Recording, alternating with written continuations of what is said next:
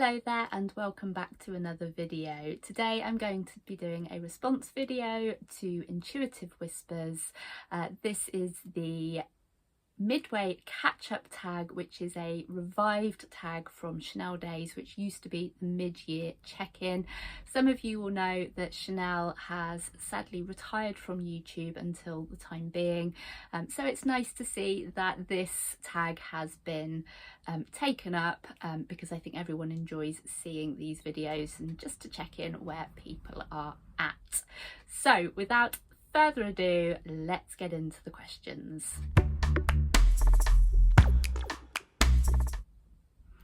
Now, firstly, a massive thank you to Moonchild Tarot Nikki T, who tagged me in their response video to Intuitive Whispers. I must say I haven't had a chance to watch Intuitive Whispers version yet, but I will be going back and checking out that video. Of course, I will link the two videos in the comments below, and if you have done this tag or feel like answering some of the questions in the comments below as we go through the video, then please do join in. So this is going to be a one-hit filming. I'm going to try and do as minimal editing as possible, and we're going to get straight into it. So the first question is, what has been my go-to deck of 2026? And it's gonna have to be the Magical Hours Tarot. I bought this at the end of last year and I absolutely love this deck. I should say, actually, last year a lot of the decks I was using was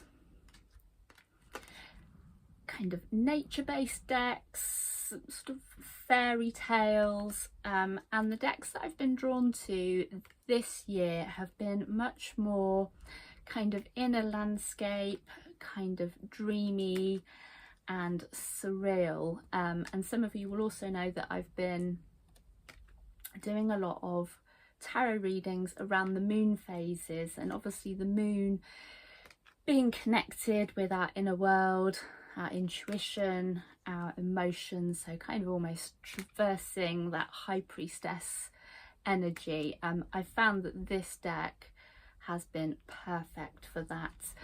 I've also made a decision to be working with kind of Venus, and this is such a pretty feminine deck, and this deck's also worked really well for that work as well. So I absolutely adore this deck. The digital illustrations by Fabiana Belmonte, hopefully I've pronounced that right, are really gorgeous. And moving on to the next question then, which is the most recent deck that I have acquired? And that was in fact Nicole McIntosh's Celtic Spirit Tarot. Sorry, I'm just trying to juggle lots of unboxed decks at the moment, which comes in this beautiful box set. It's a Rockpool publication.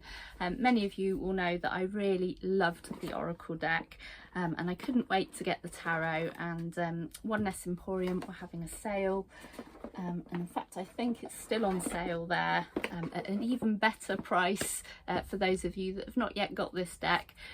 I'll be honest, I haven't used it as much as I thought I was going to, but then I think that's because I brought in quite a lot of decks at the end of 25 going into this year 2026, and so I'm just sort of working through them.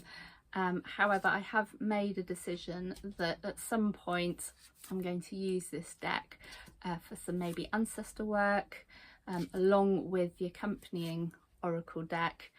And I think I'm going to also use it with Rebecca Waters' Ancient Stones Oracle, because that has a very strong kind of ancestry vibe. And I think it was Sylvan's Way who shared a kind of ancestor spread that you could use with that deck as well, and I will link that video if anybody is interested in that as well. So that is the Celtic Spirit Tarot by Nicola McIntosh. Something that's a little bit different with that deck, if you're not aware, is that she included an additional suit, which I think is the suit of, I want to say, Spirit. I probably won't be able to find it now. No, I can't find it. So yeah, there's more. This is a bigger deck than your traditional 78 cards, and it also came free with a rather lovely Celtic Cross reading cloth as well, and I'll put a picture of that, overlay that in the video when I'm editing. Question number 3: if I could have any deck, indie or mass market, which is out of print, what would it be? I'm not very good at remembering which decks I've seen and which ones are out of print and that kind of thing, and I haven't really gone on any mission to really research out of print decks, but I've just watched a video from Angel over at Feeding My Soul 1212, who mentioned the Cave of Sybil, and they've shared that deck quite a lot, and I think that's probably one of the only decks I wish I'd got a copy of. There's something very evocative, and the sort of underlying energy of that deck, it's quite a dark deck, but it's something that really speaks to me, and yeah, I kind of wished that I had that deck in my collection, because I think it would be really good for shadow work, and I've sort of been going down this shadow work route, certainly since heading into 2026, and I've just had a quick look, and as far as I can tell, it's not available, or if it is, it's probably going to be out of my budget, shall we say. So next question is all about favourite crystals. I've got 2 to show you. The first one, and I can't remember what this is called, I want to say Celestine. I'll put the name on the screen. This is such a kind of, I want to say, dreamy but calming deck. This sits on my moon area on my altar space. This was gifted to me by my partner's mum, which was really lovely. She bought me 4 separate crystals, and this was one of them, and yeah, it's so beautiful, it's so pretty, it's so calming, and yeah, it's just a beautiful thing to look at. And the second one is a tumblestone. This is Peach Moonstone, and I got this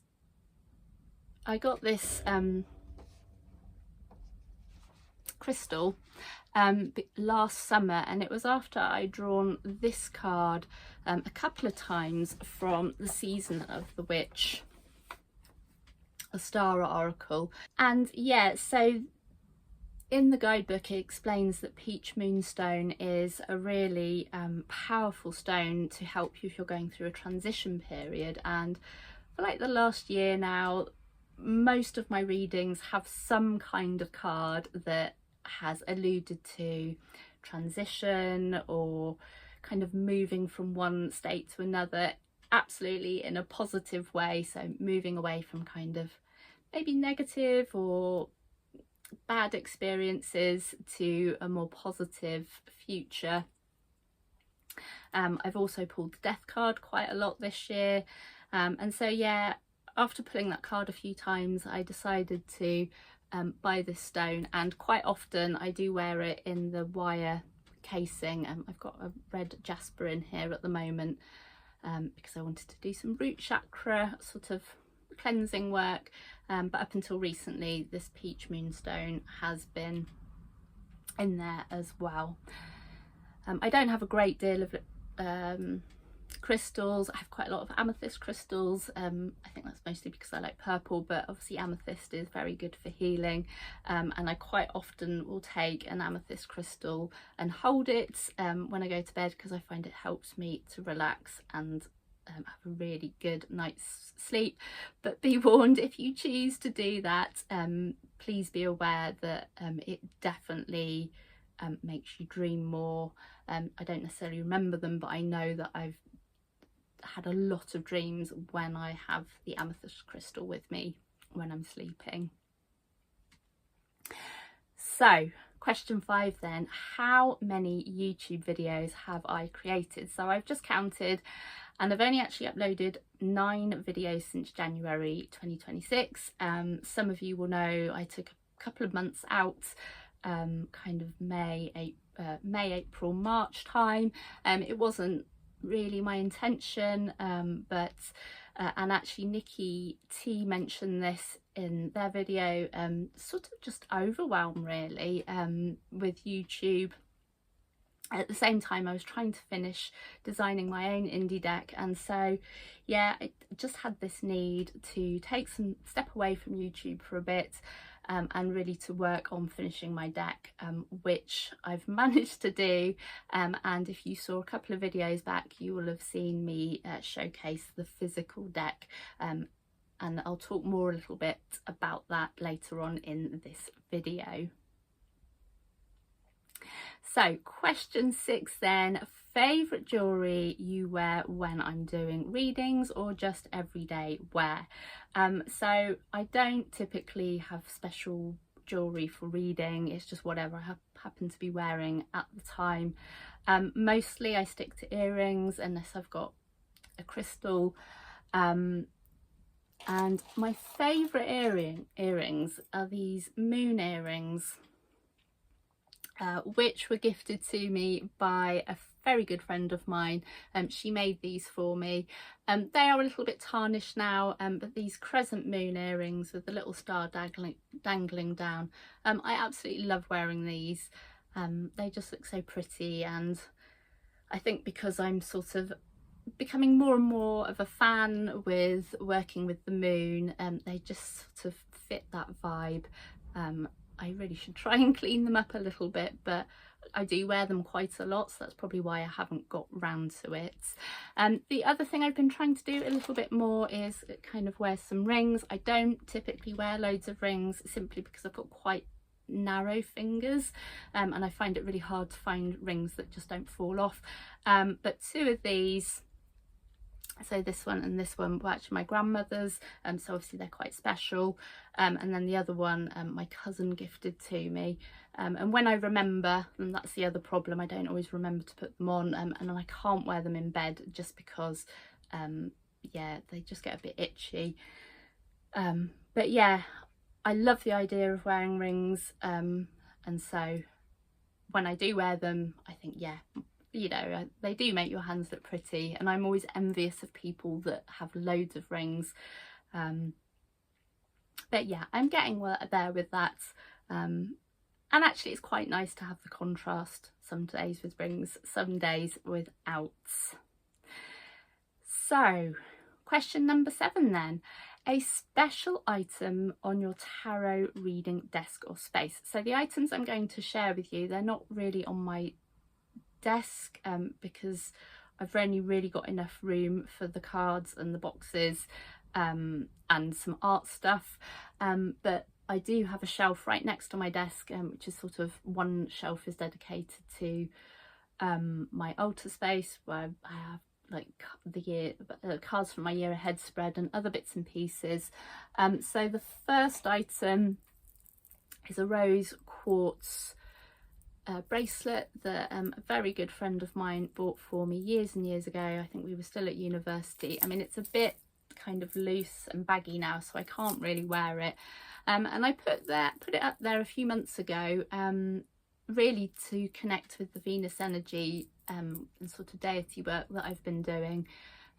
It just seemed, you know, with the colour, and you know, Venus being the goddess of love, and kind of rose quartz also being good for the heart and sort of loving energy, it just seemed really appropriate, and because it was from a friend, it makes it all that more special.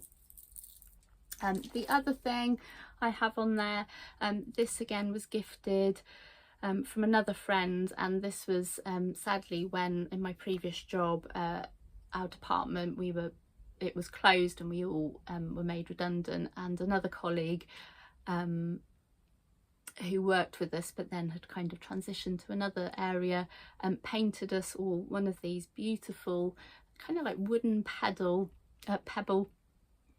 this beautiful landscape, because where I was working there were like 350 acres of land, and every day we would go for a walk as a well-being activity, and it just reminds me of that happy time and all the connections that I made whilst I was at that workplace, and it's like a little piece of them stay with me in my space up here.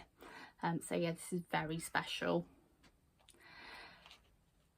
So what deck has been a hug deck or a deck that brings me comfort this year? Now, up until recently, I would have said it was the Enchanted Forest Tarot by Lune Weatherstone.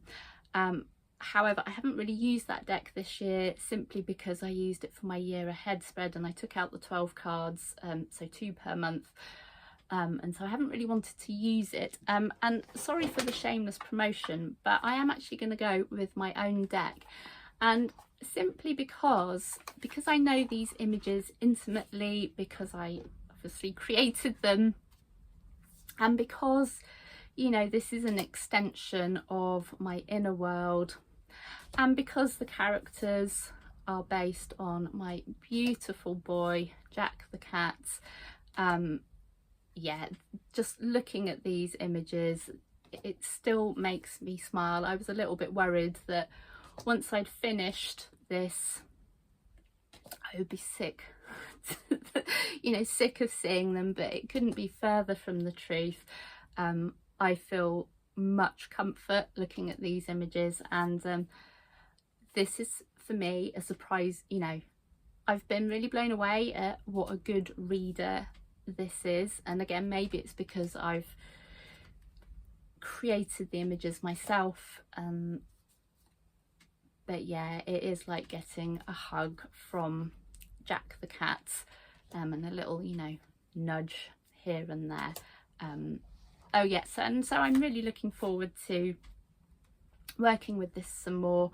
I've got a lot of work to do with this because I still need to write the book, which is underway, but I've still got a little way to go with that. So, do I have a soul deck? So I've never really assigned a deck or really thought about a soul deck, but just kind of looking at my decks, I realised that I have been very much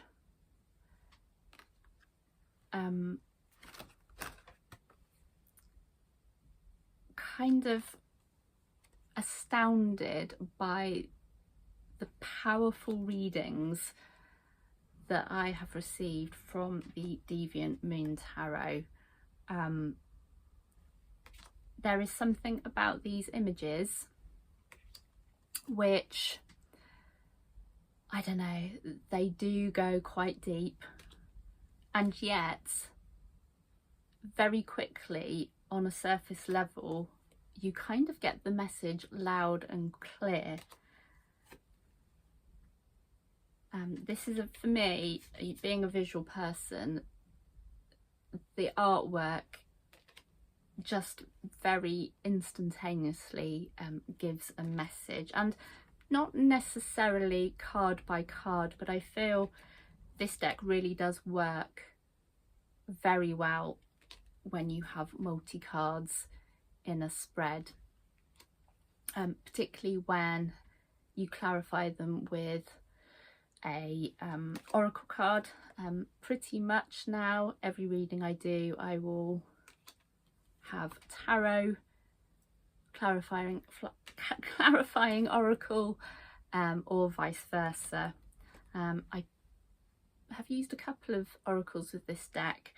My current favourite is the Dream Song Oracle to clarify this deck, by Angie Sullins, and I think it's because it's a similar kind of colour palette, and also they both are quite unusual and, yeah, slightly creepy, slightly surreal images. And as I said, these are the decks that I have been drawn to this year, well, up until this point. So I said I used to use nature decks, and I used to have sort of seasonal decks. It's been very different this year. Whether that will remain for the rest of the year, I don't know, but we will have to see. So besides cards, what other divination tools do I use? The only real thing that I've sort of dabbled with is pendulums. I'd have two pendulums. This is a moonstone one, quite a simple one really. I also have a labradorite one. I think that's downstairs, but it's the same as this in terms of shape. And I haven't used a pendulum for a long time. However, I have used them, particularly if there's something I sort of want a little bit more clarity on, and maybe the cards haven't quite given me the clarity I was hoping for. But then back then I was less experienced with the cards, and maybe I wasn't able to sort of read between the lines. I would probably go straight to the cards. But yeah, I have used this a few times to, yeah, and it's normally silly things like, I remember using this one time. I wanted to buy a bike, one of those Victoria Pendleton bikes, you know, the old school kind of Dutch style bikes, and I couldn't decide between which colour, and it was really stressing me out. So I did use my pendulum, so I just took that stress away, and yeah, and I'm really happy with the one that I chose. It was kind of between a duck egg blue or the midnight, more sort of navy blue, although actually practically the midnight blue probably would have been better, because the other bike is a lot lighter and shows up all the dust and the mud and stuff. But hey ho, that was a few years ago. There's not a great deal I can do about that now. Question number 12. Who are some of your favourite tarot tubers to watch? So I've got a few people that I have a lot of people that I've subscribed to, and there's a lot of people that I intend to watch their videos, but for various reasons I haven't got around to watching some of their videos for a while. But here are a couple of people that I really enjoy watching, and I will tag some more people down below. The first being I am Rachel Newman. Rachel speaks a lot about doing work with either the divine feminine or the masculine energies, and really gives practical ways that you can connect with those different aspects of yourself. I mean, obviously we all have masculine and feminine energies, and what Rachel explains is how you can use the cards to almost balance those energies. She has a lot of videos about working with the muse, crone energy, goddesses, which is right down my street. In terms of my own practice, I'm very much interested in combining some of these things together. And so I find her videos really inspirational. Other videos, other tarot tubers that I love watching, Elizabeth from The More Intuitive Me. Elizabeth has a wealth of knowledge, and I love her interpretations of the cards. I always learn something new, plus I always discover a brand new deck that I haven't seen, and she has such good deck choices. And finally, someone else I really enjoy is the lovely Ina from Taproot Tarot. Ina specialises in the Tarot of Marseille. I don't read pip decks necessarily, but I always find their videos really fascinating, and they go a lot into kind of the historical side of the decks as well. So if you're interested in, yeah, kind of older decks or other tarot traditions, then Taproot Tarot is my go-to channel to watch. Also really enjoy watching Gary from the Spiritual Cockney. Gary isn't necessarily a tarot tuber because Gary is a Reiki master, but Gary does incorporate oracle card readings and how you can combine using cleansing Reiki energy and sort of messages that you might need to be paying attention, and the cards I think really just clarify. Some of you will know that Gary is a collaborator on this channel, and so yeah, if you're interested in expanding your tarot practice and maybe incorporating another way, then definitely go check out Gary's channel. I've just realised I missed out question 11, which is which 2026 deck release am I most excited about? So at the moment, I've kind of held off from looking at new releases, and I haven't intentionally done a low buy no buy year, but actually I haven't bought a deck since the beginning of the year, in fact since the Celtic Spirit Tarot. I've just got to the stage where, and I don't even have a load of like that many decks, but already I can feel myself feeling a bit overwhelmed, and this idea, this sort of pressure that you think, oh well, I've got all these decks, I've got to use them, and I'm aware that I've got ones that have been sat on the shelf, and so for that reason I don't really want to bring that many more decks into my collection at the moment, although I'm sure when it comes to my birthday in September I will probably treat myself to 1 or 2 decks.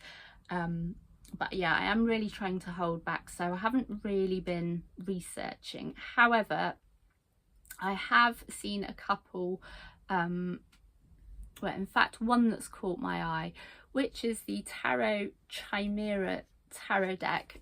This is a black and white deck, so I'm just going to go through the Phantom Wise Tarot because this is the closest thing I've got, and this is artwork that has been taken from, let me just read what it says here, Odilon Redden's work, who was working in kind of early 20th century, so their dates were 1840 to 1916, so I'm just reading it off my computer screen, and they created work in kind of the surrealist style, and so some of you will know that I quite enjoy surreal decks as well. So First Aid for a Broken Heart Tarot is also a surreal tarot deck, and again this deck, should I get it, the Tarot Chimera, would definitely fit in with this kind of surreal kind of inner mind, inner world, dreamlike work that I just seem to be drawn to this year. Whether I'm going to get it straight away, I don't know, but it's definitely on my wish list. So a great tarot book I have read or would recommend, and actually I've only just recently got this, but the extended version of the Deviant Moon Tarot by Patrick Valenza. I love this book, and it's just, I just love his interpretations of the cards. I would say, as you'd probably expect if you don't have this book, his interpretations are probably a little bit more shadowy, and maybe some of what he's given for the upright meanings may more traditionally be a reverse meaning, but I still think there's great value in that because it encourages us to perhaps work with the cards maybe on a deeper sort of subconscious level. Now this book is a bit too heavy to try and flip through, but some of the reasons I love this book is because the artwork for each card is pretty much a full page, and so obviously the cards are traditional tarot size, and so the book gives you an opportunity to maybe see some of the finer details. He's also included his inspiration and earlier examples of the designs, and you know, you find out in this book that he's been designing this thing since like the 80s when he was a child, and so this has been very much a calling throughout life, and I think that's probably why this deck is so successful and why people love it, because you know, this deck has evolved with him as he's grown up, in terms of his understanding of the tarot, but also in terms of his kind of art style and process. It's an absolutely fascinating read, and it's just an absolute visual treat, but yes, some really inspiring insights into the meanings of the cards as well. So highly recommended. Unfortunately, I had to order it from America. There doesn't seem to be any copies in the UK, and I don't know what it's like elsewhere in the world, but well worth it, especially if you like the deck and you've been in two minds about whether to get the book or not. One of my lovely Instagram followers said they thought I'd like the book, and they weren't wrong. So yeah, love that book. That was question 13. So question 14 is to pull a card from a deck I haven't used in a while and see what that message has for me. So I'm going to go with Trungle's Star Spinner Tarot. I have a feeling the last time I used this deck was for my year ahead spread, not this year but the year before. This is one of the first decks I bought, and it's kind of before I knew kind of what my deck aesthetic was, and probably now I wouldn't necessarily buy this deck. I still like the artwork, but for me,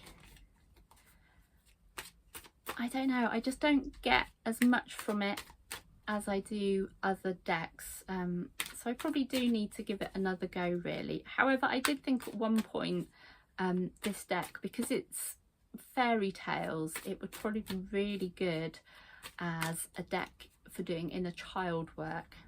So let's just see what message do I need to hear today. I probably won't be able to get a jumping out. No, I'm going to go with this one. Oh, okay. Queen of Swords. For me, the Queen of Swords is all about speaking your truth, but basing that truth on kind of balancing out and digesting the information that you have to hand about a certain situation. There's also this kind of snake wrapped around her neck, and obviously snakes, certainly for me, I think they're a bit of a shadow animal. That's mostly because I'm terrified of them. So I think in that response, and I'm not actually going to read the book, I think it's about having the courage to speak my mind, to speak my truth, even though it kind of scares me. There's a rose here as well, which kind of suggests that actually if you speak your truth, you are inviting this opportunity for growth or to blossom, maybe in ways that you didn't expect. It's almost like she's taken a bite, because there seems to be petals falling from her mouth, and it's almost like you have this beautiful thing, but actually to take it to the next stage you need to just take a bite out of it in order to grow a little bit more. I know that sounds a little bit crazy, but then if you look at her dress, there's lots of flowers on her dress, but they're still blue, and I kind of feel, looking at this image, that once she's taken the bite out of the rose, she's faced the fear of saying what she wants to say, that yeah, this dress is kind of a symbol of sort of blossoming and almost coming into her truth. So I have felt that maybe I have held back on a few things, or that there is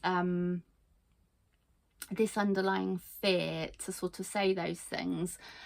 And so yeah, that's quite an interesting message. And so in light of that, the final question is about what are some of my goals for this YouTube channel. Now, I did talk about this a couple of videos back, when I sort of had my comeback video after taking some time out, but very